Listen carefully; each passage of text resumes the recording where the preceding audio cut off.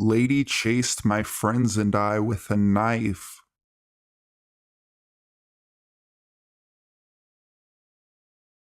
I used to live in a really nice, safe neighborhood up until I was about 12. It was one of those really friendly, small areas where everyone knows everyone. So naturally, everyone kinda knew about the creepy family that lived on the corner in a rundown house. It was an elderly lady and her daughter. Now, my friends and I had met them before.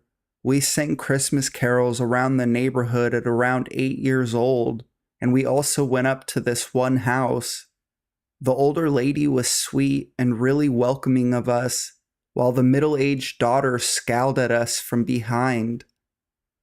It was pretty much known that the daughter had some very deep psychological issues.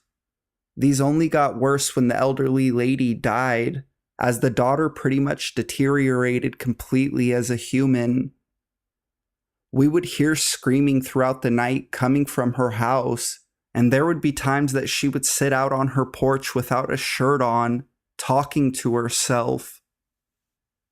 So, one day, age 11, my friends and I are walking back from a local liquor store with bags full of junk food. Thinking nothing of it, we decide to walk down the street that her house is located on. We were walking on the opposite side of the street in relation to her house. All of a sudden, she jumps from her porch, shrieking at the top of her lungs. In her hand is this massive kitchen knife, and she starts running after us, screaming, "Get away from my house! I'll kill all of you! You better run! Fuck off! Satan is coming for you!" Followed by more incessant shrieking. Adrenaline kicked in and my friends and I ran like fuck. She stopped when we got to the next block. Many tears were shed and we were very shaken. My friend dropped her corn nuts and we went back for them. Yes, actually. Needless to say, creepy kitchen knife lady, let's not meet again.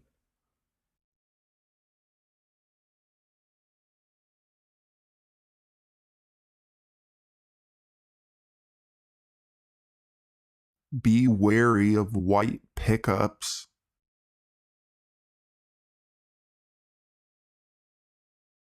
This happened to me not too long ago. I live in a fairly good neighborhood with many families, so it came as quite a shock when we heard that a little girl had been attacked by a child predator just a few weeks prior in our neighborhood.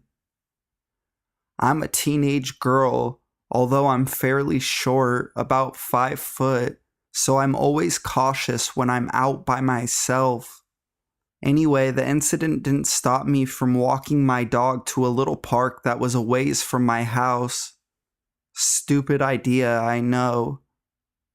It was later in the evening, but I loved the cooler weather at night because it was so hot in the afternoon. As I was walking my dog, who is a very small lap dog, I noticed this white pickup truck driving by quite slow. I thought it was strange, but I figured he didn't want to speed in the neighborhood. I turned a corner to a long, dark, and quite desolate street with no homes. I casually looked back and see the same white truck has done a full turnaround at the roundabout and was now coming back towards me on the other side of the road. But this time he was much slower. He passed me and came to a stop. Now I was slowly walking towards his truck. I knew something was off and I knew to always trust my instincts. I tried to get a picture of his license plate, but my hands were too shaky and it was too dark outside. Not to mention he had his lights completely off. I decided to hell with that and I started jogging back towards my house. I was worried he would follow me, so I turned one street prior to mine and cut through the middle, eventually back at my house.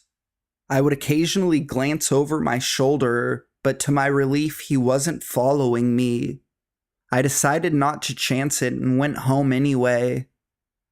I told my father, who was an officer, right away what had happened, and being the overprotective dad he is, he got really pissed and jogged down to where I told him I saw the truck.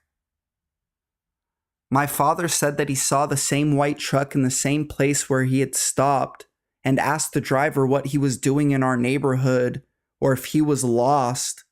But what my dad saw made him furious. He had never seen that man in our neighborhood, nor did he recognize him as one of our neighbors, and he wasn't wearing anything but a jacket. The thought of it made me absolutely sick. My dad called in and reported the man, although we never heard anything else about it. I never took another walk at night by myself, and I learned to always trust my instincts when it came to seeing anything sketchy. Man in the white pickup? Let's not meet again.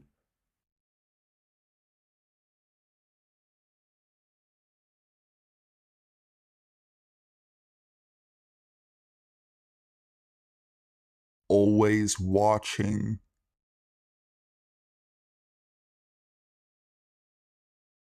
Back when I was in the 7th grade, our teacher arranged a field trip for us to the biggest library in the city so we could do some research for our projects.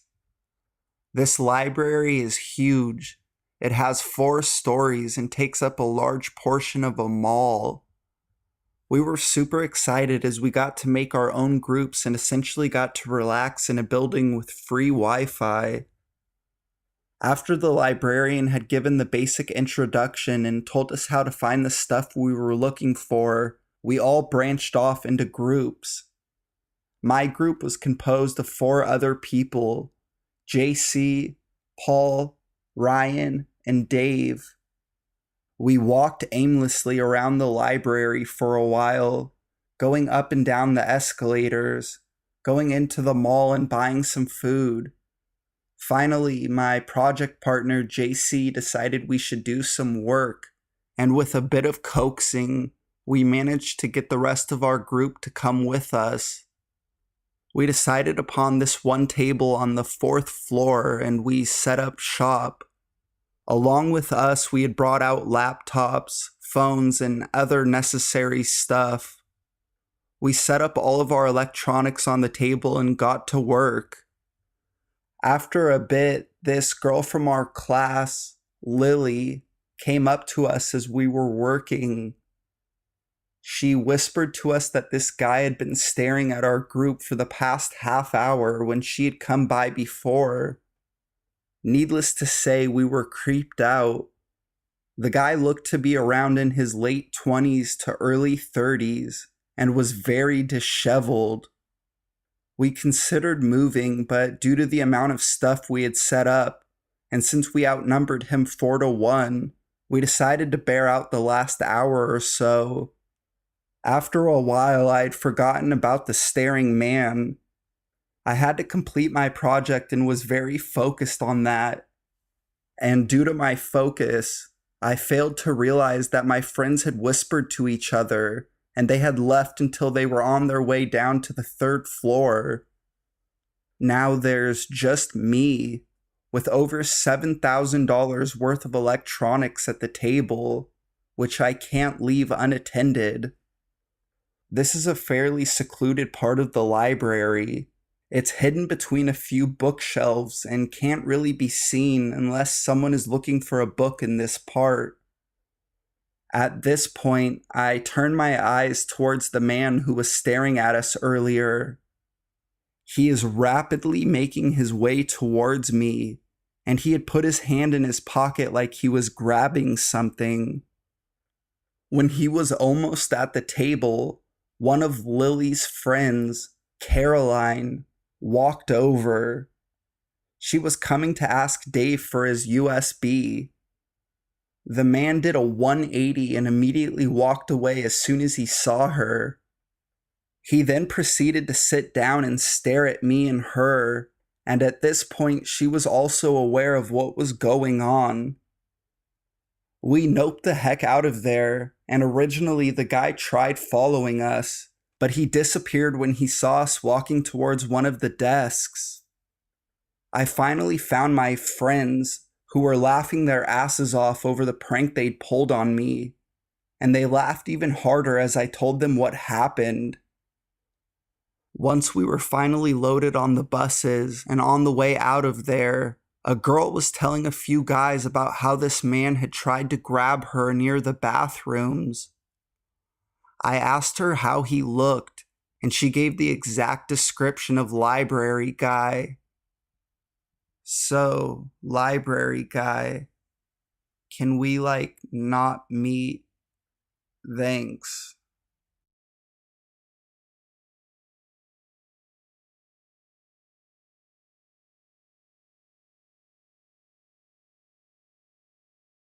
Military wife home alone.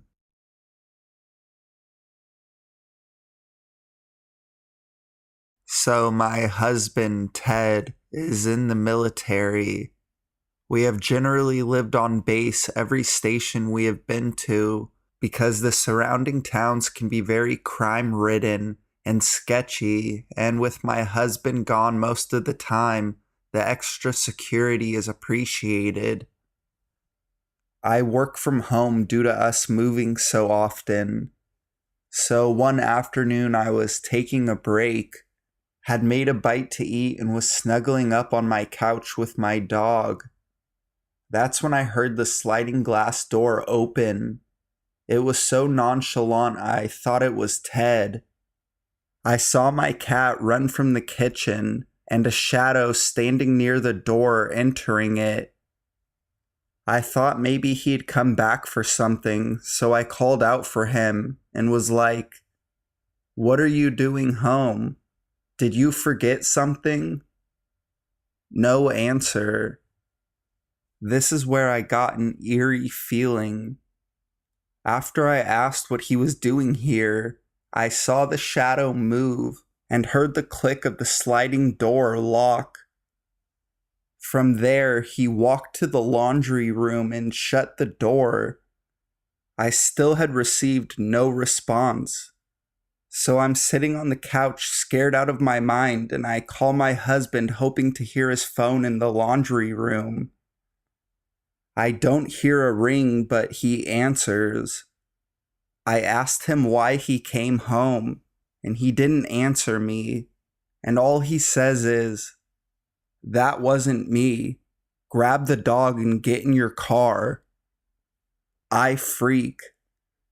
After getting off the phone with Ted, I grab the dog and run to my car. From there, I call the military police. Waiting for them was probably the longest 20 minutes of my life. When they got there, they cleared the house and found no one. They asked me to make a statement, and even they were baffled that someone would try this on a base. We still live here. I am so scared he will come back.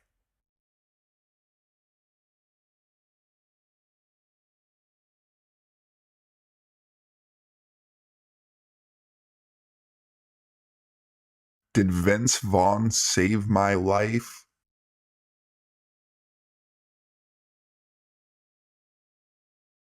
I'm terrible at writing, so bear with me. I'm a lurker here and I love a lot of the stories. I've thought about posting mine, so I'm chilling with a glass of wine and decided to share. Hope you don't mind. I work as a theater nurse and I lived in an affluent neighborhood in a city in Scotland. The flat I lived in was a tenement on the first floor, so I was pretty high up, so I felt pretty safe in it. About 6 years ago, I had the shift from hell. Theater overran. The patient was very ill. Just one of those days. So I arrived home at about 8 p.m. My shift finishes at 6 usually. I was a smoker back then, so I made some dinner and I didn't clear up as I was so tired. Had a cigarette and decided to watch a film on my laptop in bed. I decided to watch The Breakup with Vince Vaughn and turned the lights off, hoping I'd just fall asleep or relax. Halfway through the film, I thought I heard a noise in the kitchen, so I turned the volume down and I couldn't hear anything. I turned the volume back up and continued watching the film. I did feel uneasy, but thought that there's no way someone can climb up the drain pipe into the flat, so it's the wind. Anyone that's watched a film with Vince Vaughn in it knows he's pretty loud and shouty. I get out of bed for a smoke and notice that the kitchen window is up higher than I could push it, and my handbags are missing, that I'd left draped over one of the chairs. I turned around and one of my large kitchen knives was sitting at the edge of the counter. Well, I obviously crapped myself and ran out the front door and just stood in the corridor. After that flight had gone, I knew whoever had been in the flat wasn't in the kitchen, bedroom, or bathroom, as I could see when I opened the front door into the bathroom. I calmed down and checked out the living room and it was clear. I'm not scared at this point. I know whoever was in the flat is gone. I head back into the bedroom and Google on my laptop my banks to cancel my cards and called them all. I then called the local police station and told them what happened. She wasn't happy that I didn't call 999. And within 5 minutes, I had 4 police cars and police dogs looking for this guy. One police officer was going through the flat with me, and we looked at the window, and I could see a spot of blood. I said to him, "That's not my blood. Whoever was in here, that's his." He argued with me, saying it wasn't. I said I've spent the last 12 hours looking at blood and it's definitely it. The officer takes my statement and gets a call that the guy has broken into another flat whilst the police are everywhere. This guy's got some balls. Forensics came out the next day and said that there has been so many break-ins that the sample would go under a certain operation they were carrying out. I received a citation for court a few weeks later. I had no idea why. I didn't see him, I only knew it wasn't my blood. I got a call not to go the night before, so thankfully I didn't have to go to court. I don't know how long he got in prison, but I couldn't stay in the flat after that. I loved that flat. Makes me more angry. So, since that asshole had picked up one of my knives, and if I hadn't been watching a film that could have been interpreted as having a guy in the flat, what would he have done? It's something I thought about for a long time. Asshole that broke into my flat, let's not meet. And Vince Vaughn, you possibly saved my life.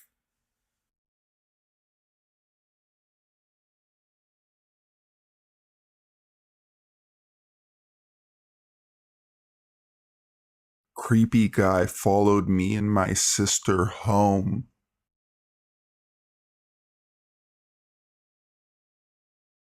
This isn't very scary, but it sure was traumatizing when it happened. It happened when I was 12, my younger sister being about 9 or 10. We had gone out to the store for supper. It wasn't a particularly rough neighborhood, so our parents trusted me to take my sister out. The store was in a pretty open area with benches and trees. We took a seat and I pulled my phone out to show my sister something. I noticed a strange-looking man sat opposite us. He was wearing a brownish leather jacket, had a pair of small glasses, and was going bald. Probably in his late 40s or early 50s. It was prominent that he was glancing over at us. I assumed he was just looking at my phone, but it was making me very uncomfortable. I put my phone away and told my sister we should go in before the store closes. I grab her hand and we walk over. When we were inside, I noticed the man had come over to the outside of the window and was smoking a cigarette. He wasn't looking at us anymore, but I could tell he was waiting for us to come outside. I paid for our items and we left, trying to ignore the man. I don't think my sister knew he was staring at us, but it was obvious to her when he started to follow us down the sidewalk. I told her to be quiet and just ignore him. We walked for about 30 seconds. We thought maybe the man was just heading the same way as us, so we stopped to see what he would do. Funnily enough, he stopped too. He was acting like he didn't know where he was going. My sister was getting scared, so we started walking as fast as possible to get away from this guy. He started following us again, but this time with a much faster pace. We were getting really freaked out at this point, so we crossed over the road. The guy crossed over too, so we crossed again. I can't remember how many times we crossed to get away from him, but every time we did, he would just follow us. We got to the end of our street. The guy was still following us. My sister suggested going through the graveyard because we can take an alleyway that would lead us right outside our house. I wasn't taking any chances. I didn't want this guy to try anything funny, so I told her that was a bad idea. We started walking up our street. The guy was still creeping behind us. I told my sister to start running to the house. It was really close at this point. We both ran across the road. Of course, the guy did the same thing. I took my sister's hand and we broke into a sprint. The guy didn't run after us, but he started walking a lot faster. We made it to outside our house and started banging on the front door. I saw that the guy was lurking just across the road. Our dad came and let us in, and we told him about everything that had happened. He didn't think much of it and assumed we were lying. He checked outside to see if anyone was there, but apparently he saw nobody. We never saw the man again, but I was very paranoid that he knew where we lived.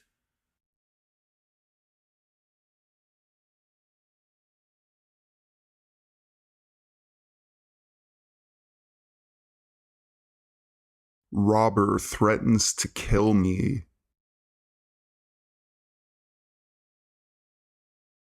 It's about 8 p.m. and I'm relaxing in my room, enjoying how still the house is because no one else is home besides me.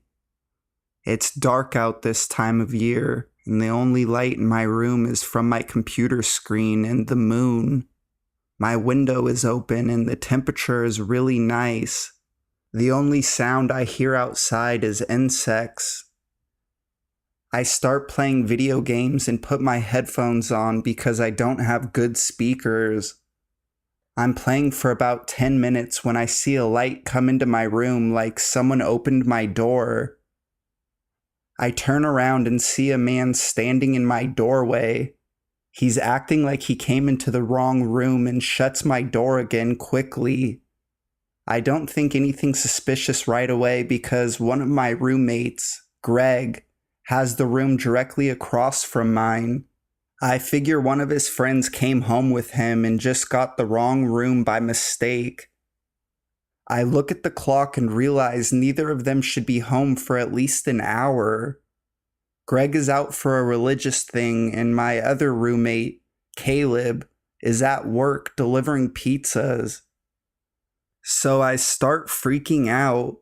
I'm not sure if I should go investigate or call the police. Maybe I'm wrong about what time Greg is supposed to get home. I decide to go out and investigate.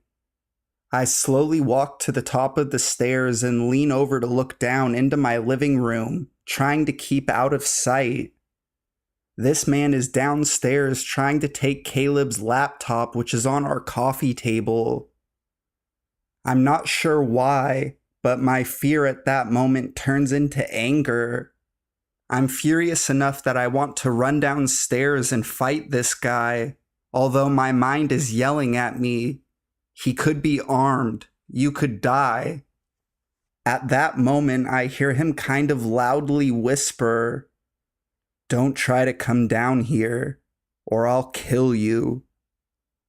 This threat brings my fear back, but also elevates my anger. I'm paralyzed for what seems like forever, but is really just a few seconds. I'm a nerdy white dude with no training, so what I can only describe as instinct and adrenaline kicked in. It's kinda dark, but with some light coming in from the kitchen, I can see well enough. He has nothing in his hands except Caleb's laptop.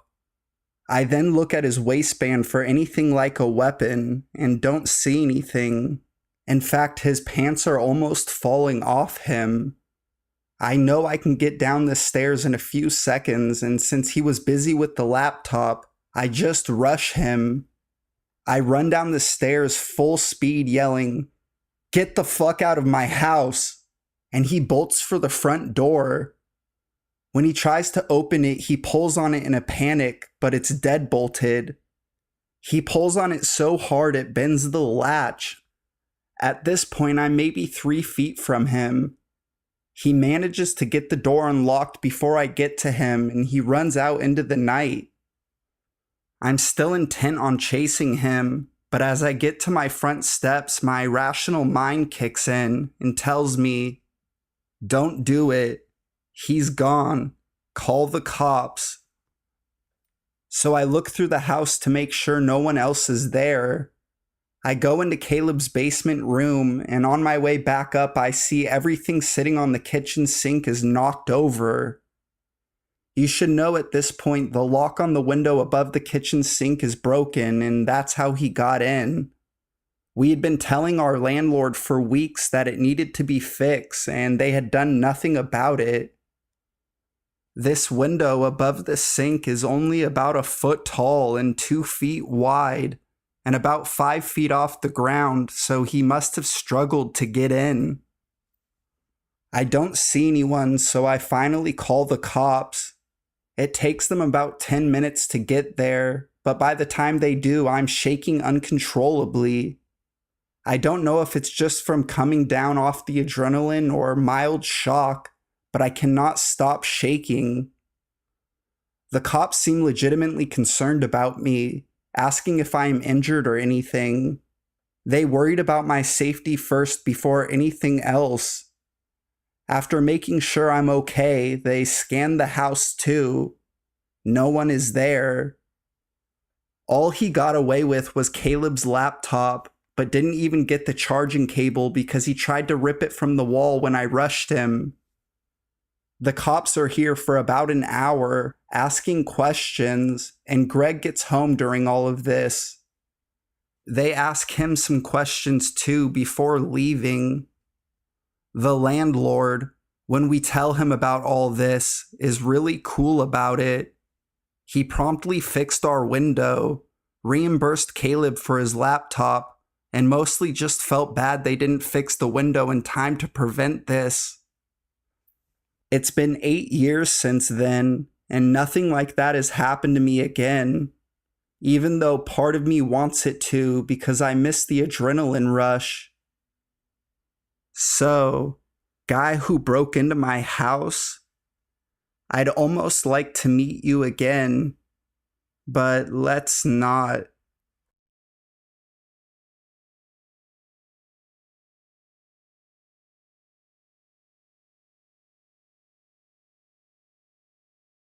Are you the lovely lady I just saw exiting the shower?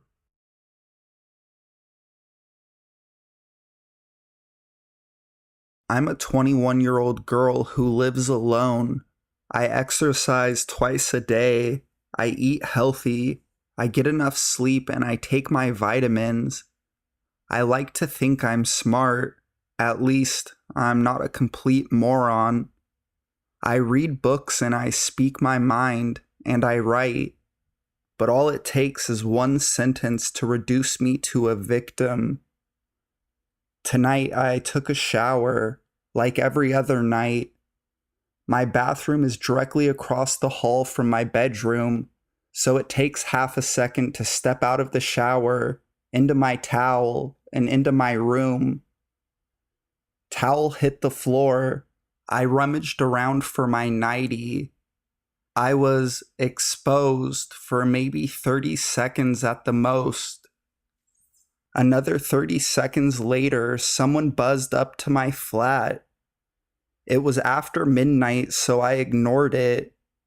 I live next door to a bar, and the drunks tend to play with the buttons on their way home.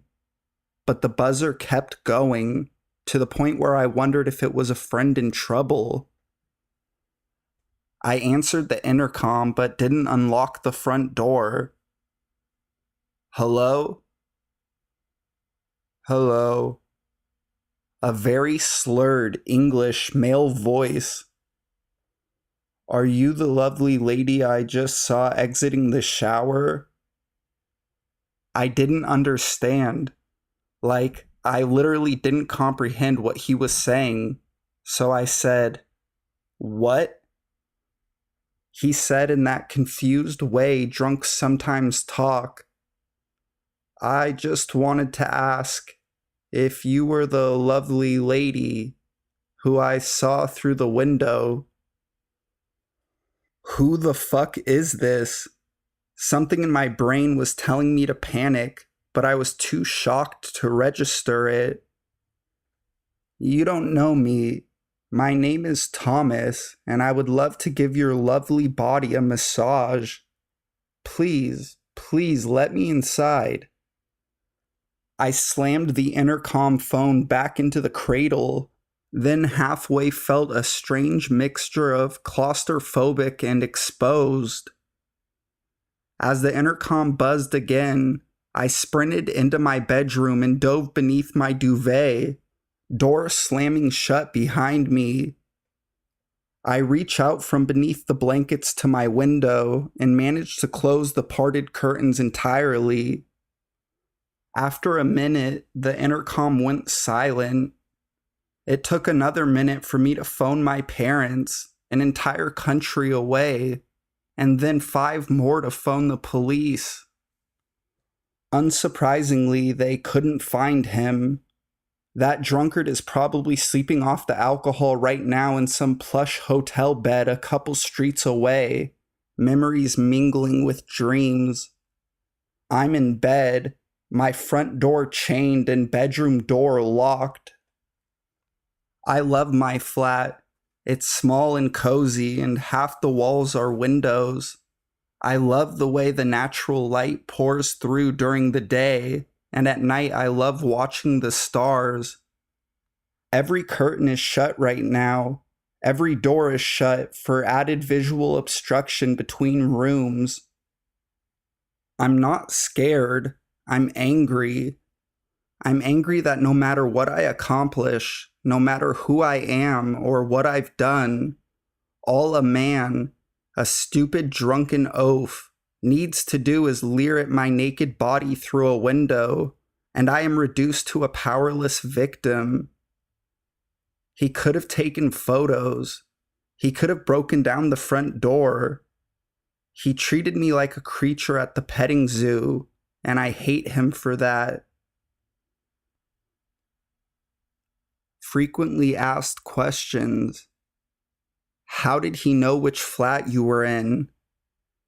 There are 4 flats in my building, and my flat is the only one on my floor. It's a converted townhouse, hence the smallness.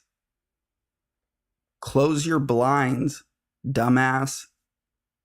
My flat faces a small back garden, accessible only by a little alleyway between my building and the bar.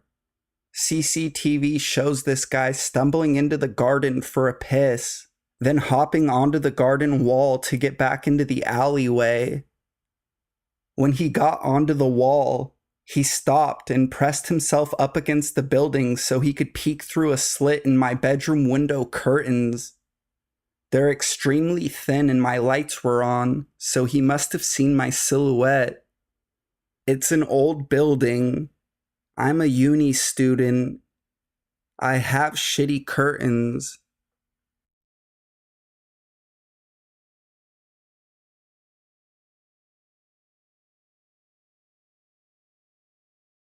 I'm glad we're moving.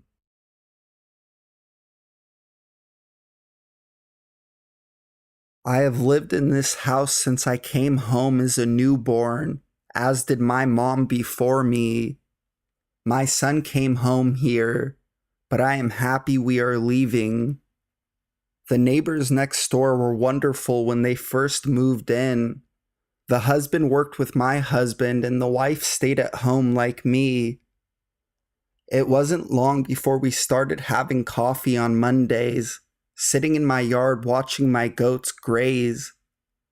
I wouldn't say we were bosom buddies, but there was a friendship. So much, in fact, that I routinely pet sat while they were away. It wasn't long before I noted inconsistencies in stories of her past. 9 years my elder, she told me of her abusive family, whom she hadn't seen in many years and wouldn't know how to find them if she wanted. And the same week would show me photos her sister texted her of her niece she never met, except on occasions when she did. Some days, her childlessness was due to an overbearing mother having her tubes forcibly tied at 16. Other days, it was a medical condition. I ignored the red flags, assuming moving across the country had left her wanting for friends and prone to embellishment. I became pregnant, something my husband and I were ecstatic over, and that's when things changed. She would slip up and say things like, "When my son is born," or "I can't wait for you to meet my little boy." When pushed, she would say it was just a slip of the tongue. I distance myself as much as you can when your neighbor can see anytime you're outside. My son arrived late one February night, 6.9 pounds of pure perfection, but I might be biased. We didn't tell anyone except family, who did not know the neighbors, and since he was born on a weekend, my husband never informed his coworkers. We came home to gift bags, eerily soggy from rain, sitting on the steps. They felt wrong somehow, sullying the joy we felt.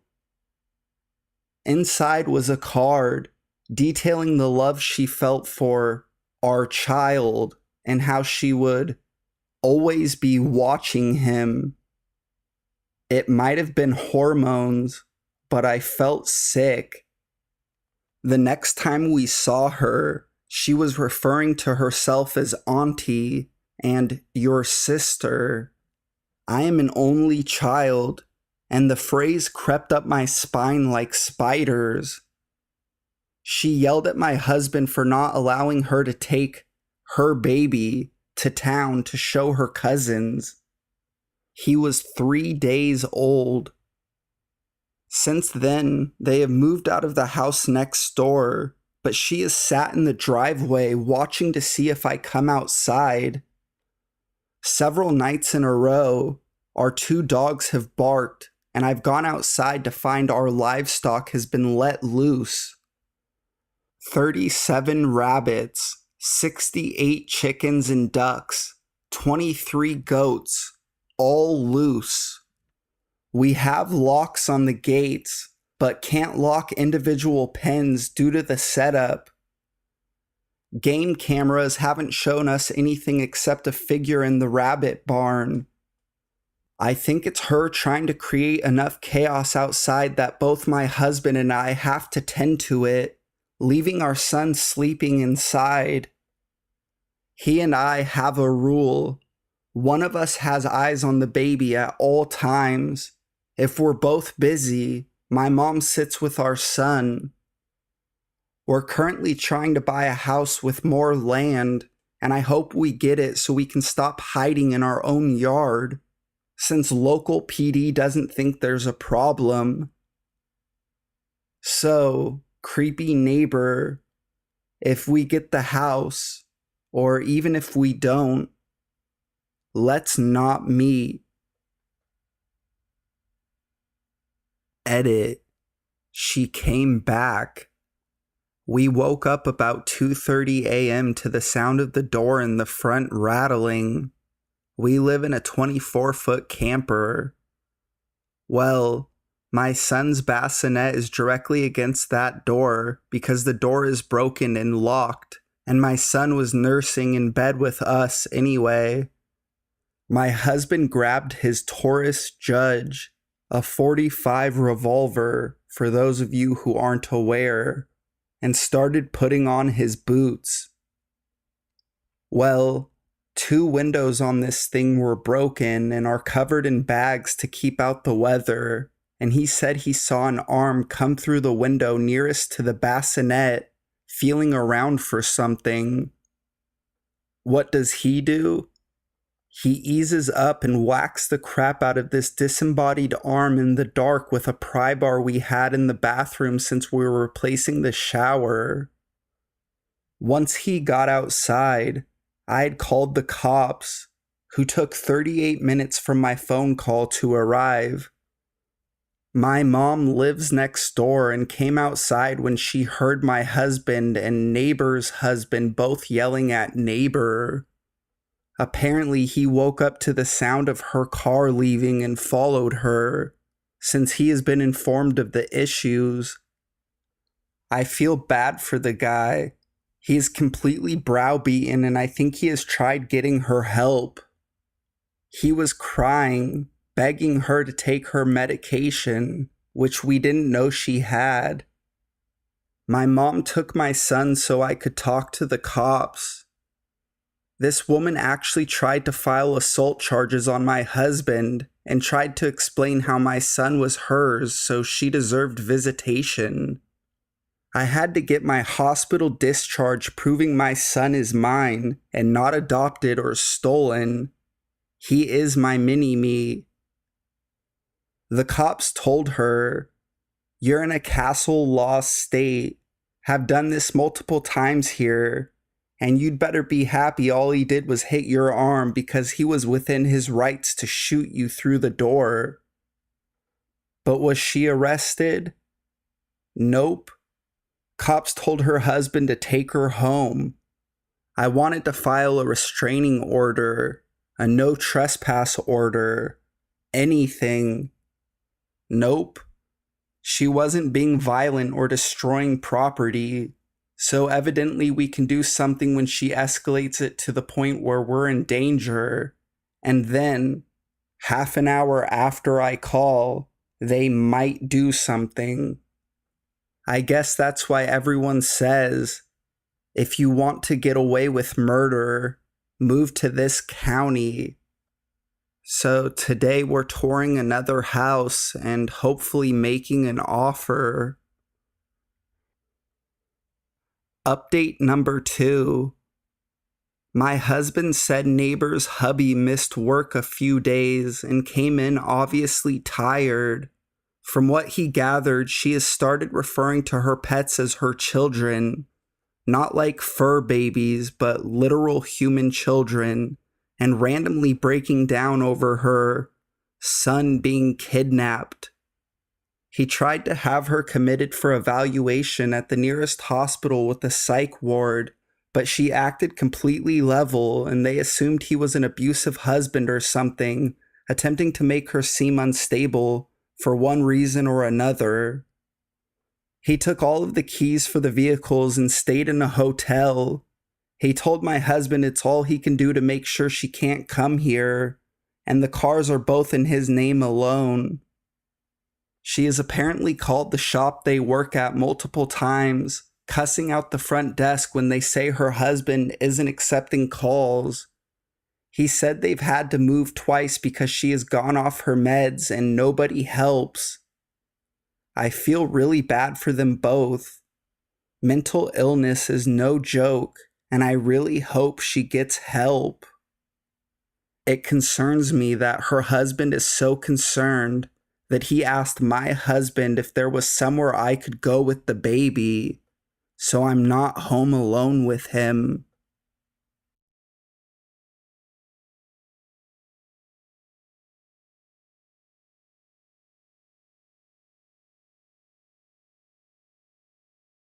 Did you hide a tracker on my car?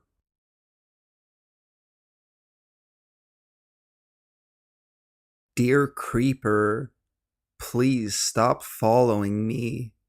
I know you see me at your workplace all the time, but that doesn't mean I want you to spend your entire lunch break talking to me. When you knew I was leaving and you walked with me to my car, I was uncomfortable. I started carrying pepper spray. Within the next month, I was leaving my house with my man, and we were surprised to see you in the car next to us. At least I got to see what kind of car you drive. The next week, I was leaving for work and saw your car drive by. The next time I saw you at your work, I jokingly asked if you were following me. You laughed and said your girlfriend lives on the street next to mine. Huh. The next day, you were entering the pharmacy as I was leaving. It's not a huge city. Could have been a coincidence. Then the day after that, you were going into the entrance of the grocery store. Again, just as I was leaving. A few days later, I stepped outside and you were parked in front of my house, behind my fucking car. You went too far with that. I googled your name and saw your police record. I talked to your coworkers and they advised me to talk to your boss. So I did. She said she talked to you.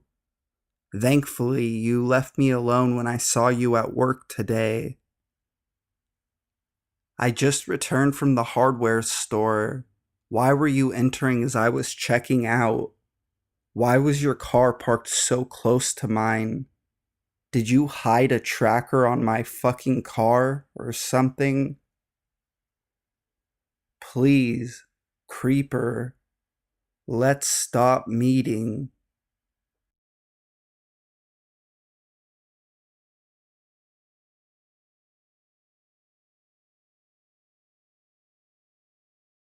Creepy Ferry Guy.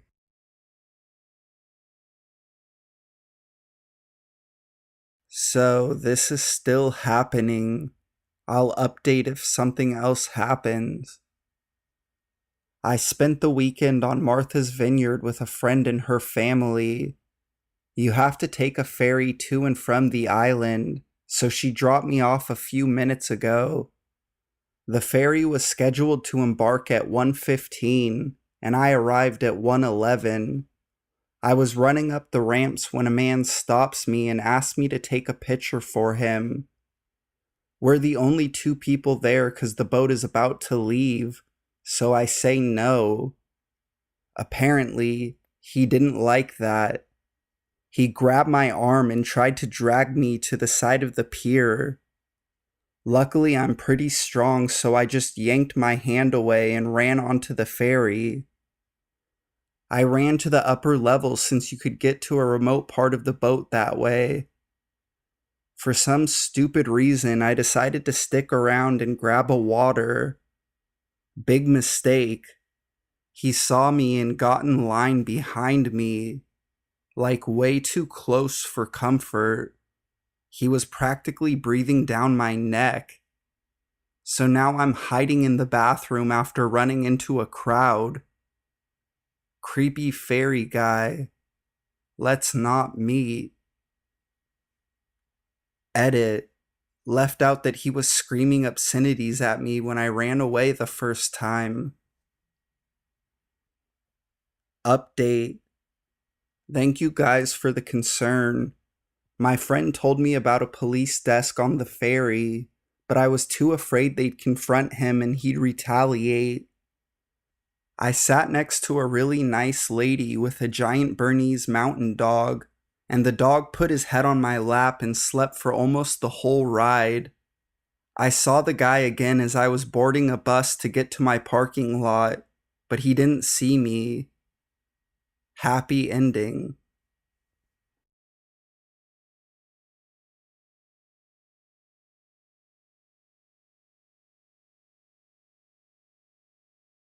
The day I didn't go.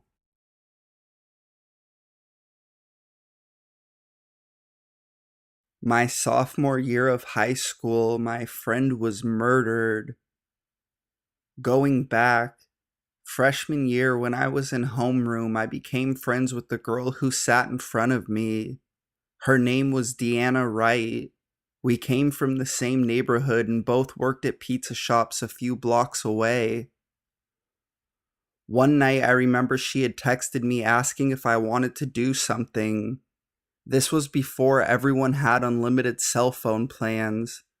I had the Nokia that was basically a brick, and since I had to pay for minutes, we used to text, and if it was short, we could get away with not having to open it, and therefore being charged the half minute.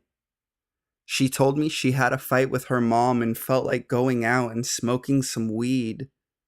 I had work and wouldn't be done till we closed up at 1 a.m. Since I needed gas money, I told her I couldn't blow off work, but I might come out afterwards. She sighed and said okay, and to text her when I was done with work to see where she was at, because she didn't decide what she was going to do yet. At 1:15 I texted her, but didn't get a reply. No big deal, I thought. She probably was asleep. So Saturday I text her. Nothing. Sunday. Nothing.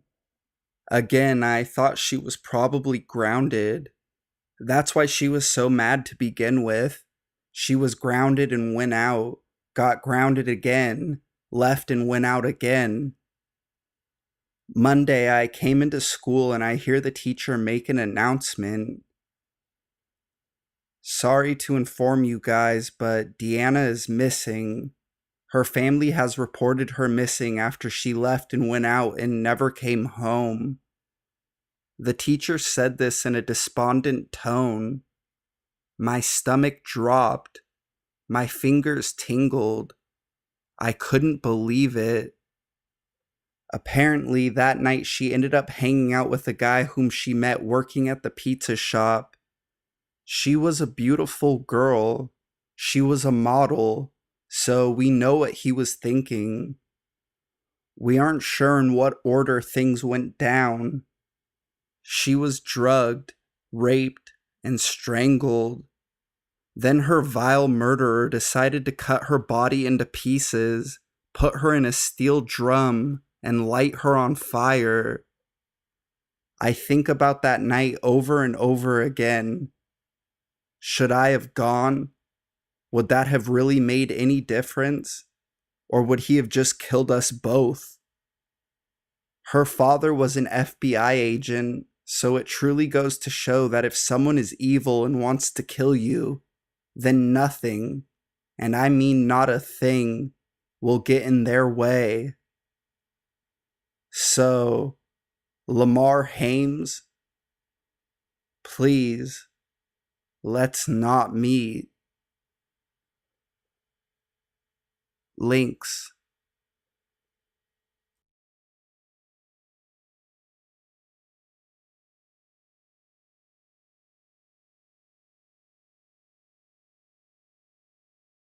I broke a guy's nose once.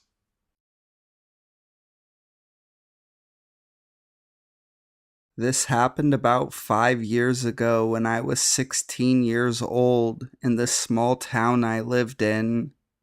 I was walking to the dollar store from school one day to pick up some pens I needed for class. School had just let out and there was an appropriate amount of traffic, being the town that it was. I noticed there was a group of 3 men walking behind me. Normally, I don't think too much about things like this. It's common for people to walk around town because all of our buildings are very close together. Even if you're visiting, most of the restaurants are in walking distance. But these 3 obviously aren't from around here. I largely ignored them because, quite frankly, I was used to it. But then one of them started making some nasty comments about me. I honestly don't remember most of it, but I got shivers down my spine. These guys were nasty, talking about what they'd do to me. I kept walking and they kept getting louder. I didn't carry a cell phone at the time, and although we were in broad daylight with plenty of people driving by, I felt very threatened. I was around 5'3" and probably weighed about 130 pounds. These guys were much bigger than me, and they were getting angry because I was ignoring them. I kept moving faster. I could see the store and a sense of relief washed over me. If I could get inside, I could tell the store clerk what was happening and they could call the police. Then one of them yelled, "You don't get to ignore me, bitch," and grabbed my shoulder hard and started to turn me toward him. On and off, I had taken around 4 years of training in Taekwondo. My last class had probably been the day before. This guy had put his hands on me and I was scared out of my mind. The punch was instinctive. As he spun me around, I used the force he gave me and caught him directly in the nose. I felt it shatter under my fist. Blood quite literally burst from his nose as I pulled away. He fell back screaming. I took one look at the other 2, who were busy looking at their friend, and ran crying into the store. The cops were called, but the guys were gone. I still had blood on my hands when they got there.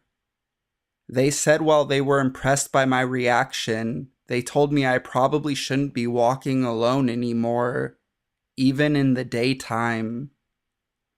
I bought my freaking pens and went home. So, guy with the broken nose, let's not meet ever again.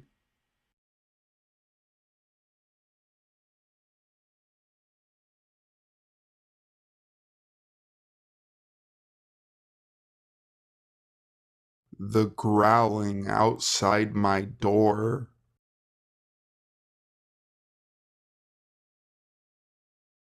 Many years ago, I got my first bachelor apartment. It was a basement unit in a 2-story walk-up on the edge of my town's campus, so naturally, it was an eclectic mix of wealth and poverty. I was somewhere closer to the latter. This place was tiny, with a mattress on the floor against one wall. I could lie on the floor, feet against the edge of the mattress, and touch the far wall with my fingertips, so there wasn't much space. The kitchenette was to the right of the apartment door, and there was a tiny bathroom in the back. One night, at around 4 a.m., I heard growling.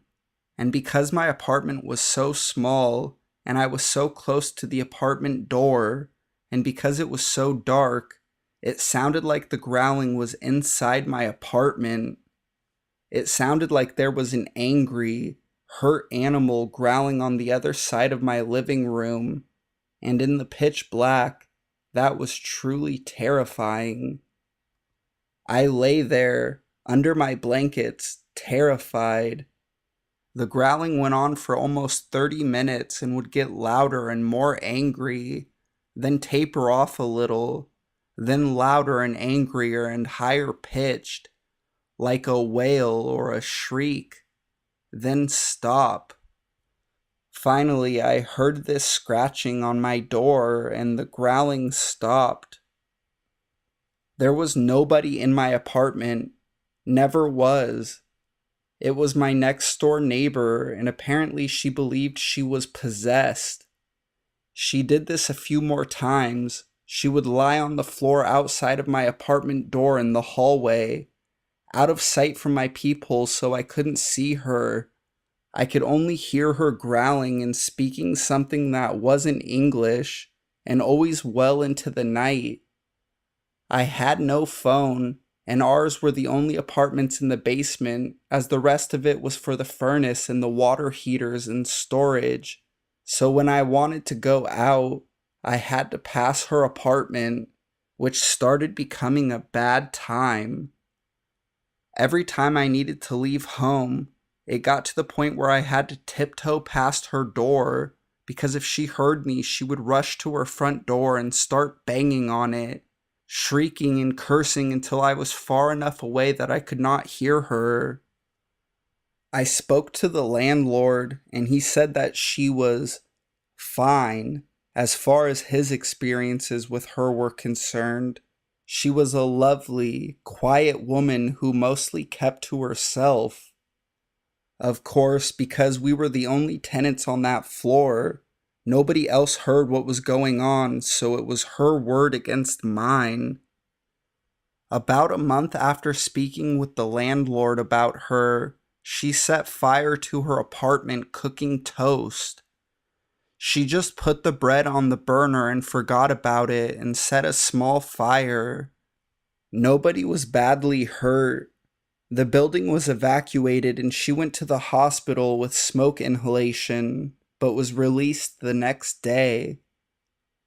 When they went in to assess the damage, they discovered that she had written on every square inch of her apartment walls in small, neatly written cursive handwriting, vaguely religious scripture-style verses, apparently in an attempt to keep the demons contained. I moved out at the end of the month and never looked back.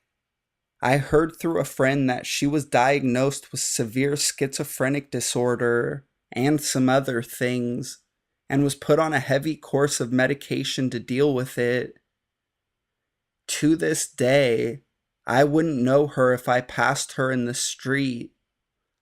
I never once saw the woman who became feral and lay growling and shrieking outside my door. I only heard her, and she scared the living crap out of me.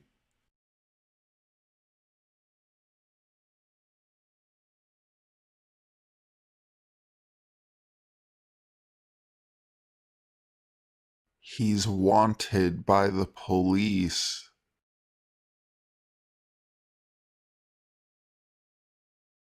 This took place a couple of years ago, but believe me when I tell you it's still relevant. A year ago, I met a guy at a bar. He called himself Joy. Ironic. I wasn't looking for anything serious, and apparently neither was he. We got along great and started hooking up until things started to get weird. He began being more intimate, telling me about his life and specifically about his ex-girlfriend that killed herself not even a year ago. I honestly felt bad for him and tried to comfort him, telling him it wasn't his fault. At some point, I didn't really know when, we became exclusive. We weren't a proper couple, but we decided not to sleep with anyone else. Or so I thought. I found out he had been seeing other women, and I was honestly pissed. For me, honesty is a very important thing, and he seemed to be toying around with me. I set my mind and ended it with him, to which he didn't seem to care. Now I was kind of sad and angry at myself since I felt played with, and I should have known better. That didn't last long though, since he kept texting me like usual, asking me to hang out as normal. I told him I wasn't interested and that I honestly didn't want to waste my time anymore. Then things got creepy. He accused me of seeing someone else, said I was dishonest, and even called me names like slut and else. I wouldn't have it. I told him he was mental and that he should stay away from me. He threatened to kill himself. At this point, it was beyond clear to me that he was either on drugs or mentally unbalanced. Either way, and because I have a history with suicide, I was really triggered by that. The thought of someone I know dying and me not doing anything about it wouldn't let me sleep, even if it was just blackmail.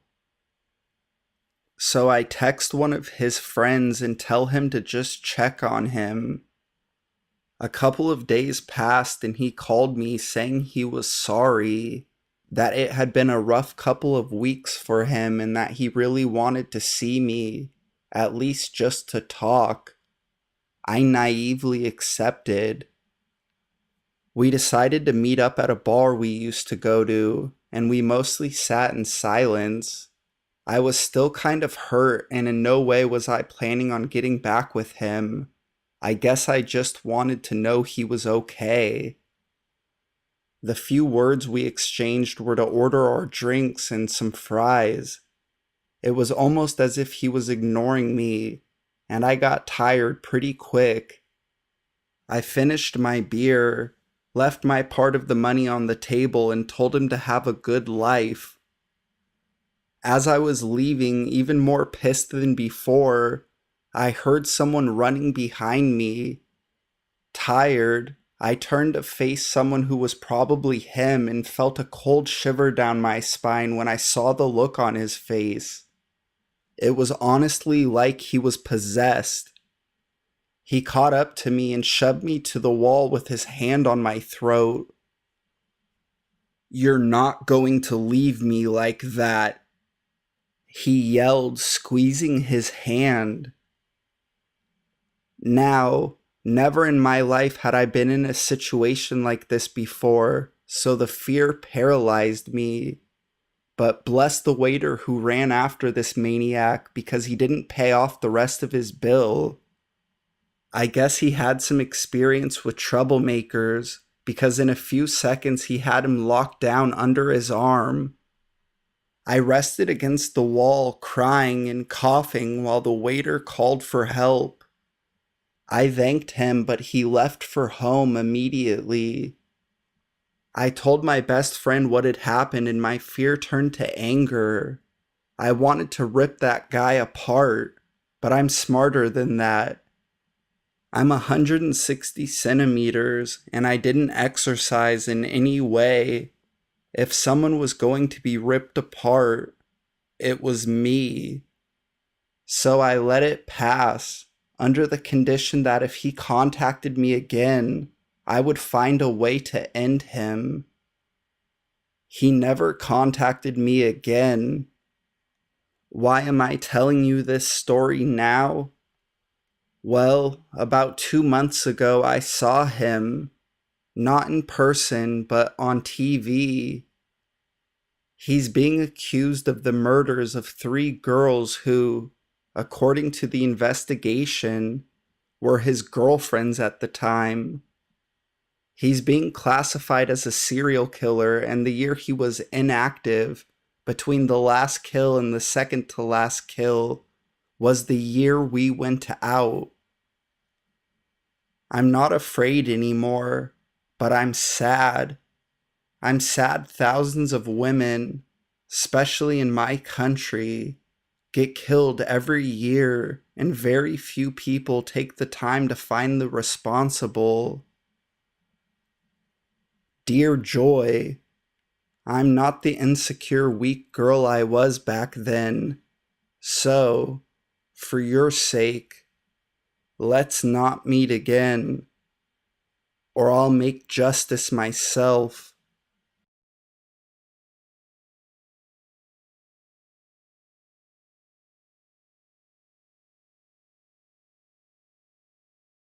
Homeless man along the railroad track.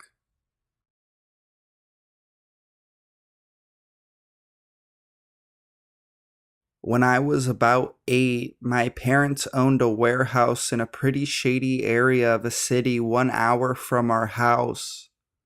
Every day that I wasn't at school, my mom took me and my brothers to work with her because she didn't trust us at home alone. We broke stuff a lot, so I don't blame her. The warehouse wasn't all too bad. We had fun making up games and watching VHS tapes of Scooby-Doo and reruns of The Fresh Prince all day.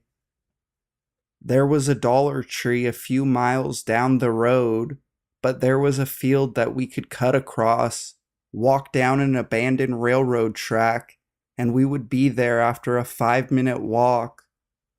We did this routinely, and it wasn't unusual if we told our mom before we left. One time, and the only time I went by myself, was terrifying. I walked to the Dollar Tree and bought 3 cans of beef stew. On the walk back along the railroad track, a 6-foot-tall homeless man grabbed me from behind. Since we were in the shady area a lot, our parents enrolled my brothers and I in mixed martial arts classes so we would be able to defend ourselves. I kicked him in the knee as hard as I could, hyperextending it, if not breaking it, and he let go because of the pain. As he let go, I turned around and threw a can of beef stew at him, hitting him square in the nose. After this, I ran as fast as I could back to the warehouse, and I never told anyone because I thought I would get in trouble and not be able to go to the Dollar Tree again. So, homeless man along the railroad track, let's not meet again.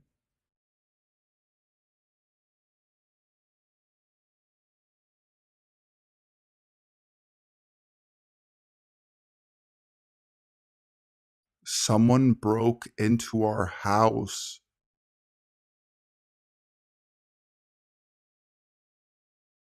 Long-time lurker, first-time poster. I'm a female, and this story happened when I was 24 years old, when we were still living in our old neighborhood. Well, it's basically a slum. We also had a dog that slept inside the house with us, but he died a few weeks before because he got too sick. I just started working then, and my shift started at 5 a.m. I would wake up around 3:30 a.m. to get ready for work. Since it's still too early and our neighborhood isn't really safe, my dad would walk with me up to the main road. He makes sure that I safely got on a tricycle, a common mode of transportation here in the Philippines. Then he goes back home. I'm a heavy sleeper and it's difficult for me to wake up, especially if it's too early. So I usually borrowed my mom's cell phone to use it as an alarm because it's louder. I do have my own phone, but the sound is really low and sometimes the alarm doesn't wake me. I still set the alarm on my own phone just to be sure and place it beside my pillow so I can hear it. I usually place my mom's phone on the bedstand so in case she needs it, she can take it without having to wake me up. That time I didn't hear the alarm on my mom's phone, but thankfully my own phone's alarm woke me up. I reached for my mom's cell phone on the bedstand, but I couldn't find it, so I just thought she might have taken it and forgot to put it back. I got ready as usual. When I was about to leave, I couldn't find my bag. I remember placing it on the chair in my room, but it's not there. When I went to the living room, I found my bag open in one of the chairs near the front door. The front door was open just a crack. I thought my dad stepped out for a few minutes for a quick stretch after he woke up and then went back inside, waiting for me to get ready. I checked inside my bag to make sure I have everything I need in there. My jacket, wallet, ID, umbrella, it's all there. When I got home later that day, my parents told me that someone broke into our house maybe just an hour or two before I woke up that morning. Our dog was gone, so we didn't have anyone to alert us if someone was trying to break in. Our DVD player was missing, along with a couple of CDs. And the reason why I didn't hear my mom's phone is because the intruder took it from the bedstand. That's also probably the reason why I found my bag near the door. He was rummaging in there to find something he can take, but my bag had a lot of stuff in it, and my wallet probably got buried in all of the stuff. He never got caught, and the only witness who saw him was one of our neighbors from a few houses away. He said he saw a man who had something under his arm walking in a hurry. He didn't see who it was because the man had a towel covering his head. I shudder to think what would have happened if I woke up while he was in my room and saw him. So, whoever you are, I'm glad we did not meet.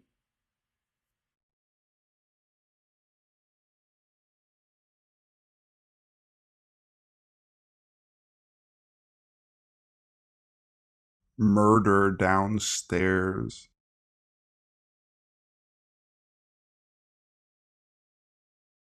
So, when I was around 6 years old, 23 now, just before starting school, I had to stay at my grandparents' place for around 6 months due to my parents constantly traveling for work. It happened in Europe, little country called Lithuania, which is a really cool and modern country with very fast internet, and living in blocks of flats by the year 2000 was pretty much normal. My grandmother lived in a block of flats, 5-story building in a peaceful community neighborhood. My grandmother was working as a nanny at the time, and she had one more girl which was from Washington staying with us. Me and the girl were outside playing, and we noticed a man in a brown leather jacket and brown pants lingering around the block in the entrance of our block of flats. Being kids, we didn't pay much attention to him or found his behavior suspicious. I remember passing him by the time we had to go home and him holding the door for us. He had dark hair and these almost neon blue eyes. My grandmother's flat was on the last, 5th floor. 3 of us are having dinner when my grandmother, who at the time was working night shifts at the local billiard club, was leaving for work. So we have dinner, say bye-bye to Grandpa, and we're off to bed. Mind you, back then nobody locked the front door of their apartments or house because everybody knew their neighbors and trusted them in the time of need. My grandmother is telling me a bedtime story and it's already dark outside, late August, when we hear 3 muffled sounds as if furniture's falling. My grandmother rushes to lock the door for some reason. Okay. She tells us probably somebody's redecorating and moving their furniture. We fall asleep. Fast forward to the next morning. My grandfather is coming back from work. It's around 6 a.m. He finds the front door open to the apartment that belonged to a family living on the third floor. He walks in and finds a dead grandmother and a boy which was around 5 years old, and also our friend dead, with shot wounds. Me and the girl are immediately woken up. There's police everywhere. We were asked if we saw anything suspicious or people not from our neighborhood. Of course, we remembered the man. Later on, he was found guilty of that particular murder, and it was all over the local newspapers. Since then, everybody I know, including myself, locks the doors. Creepy murderer. Let's not meet again.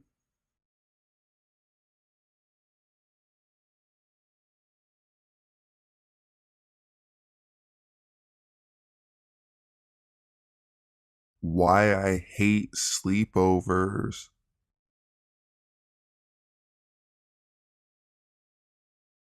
This is a story about learning things the hard way. This happened about 15 years ago when I was in the 6th grade. I had just moved to a new neighborhood on the other side of town and was in an awkward stage with not many friends. During the first few months after moving there, I would hang out with this kid down the street named David. The more I grew to know David, the less I respected him. It started off with fairly harmless things, more or less just creepy. A lot of unwarranted sexual comments that honestly I wasn't even sure what he was talking about. It wasn't directed towards me, more or less bragging, but definitely creepy. Anyway, after a few weeks of hanging out with him, I was starting to get annoyed with him, but wasn't sure how to tell him I didn't want to be friends anymore. As I was coming to this realization, his mind was going the exact opposite way. The combination of him being more assertive and the lack of friends I had at the current time led to him asking to stay the night at my house one night. The idea of this made my skin crawl, and in attempts not to be rude, I suggested we instead stay at his house, which only made my skin crawl slightly less. He needed no persuading. He said yes before I had even finished asking the question. So come the day where I'm to stay the night at his house, and he suggests I just come over right after school, which was a Friday, and stay the night from there. I remember thinking how odd it was to suggest that, seeing as we lived on the same street. I told him I would just come over after dinner, and he seemed annoyed. That should have been the first red flag. So after dinner, I hesitantly head to his house. I arrive and his garage door is open. These are the types of garage doors that have two doors. One large door that can fit two cars, and one small door for one car. The big one is closed, but the small one is open. There is no car in it, more of a setup for him to hang out and make things, I guess. I have been inside of his house a few times before, but had never seen this part of the garage. He greets me and we start talking about what we are going to do for the night. And as we are talking, I start to notice the alarming amount of weapons placed around the garage. There were at least 10 knives of varying shapes and sizes, from hand knives to fucking swords.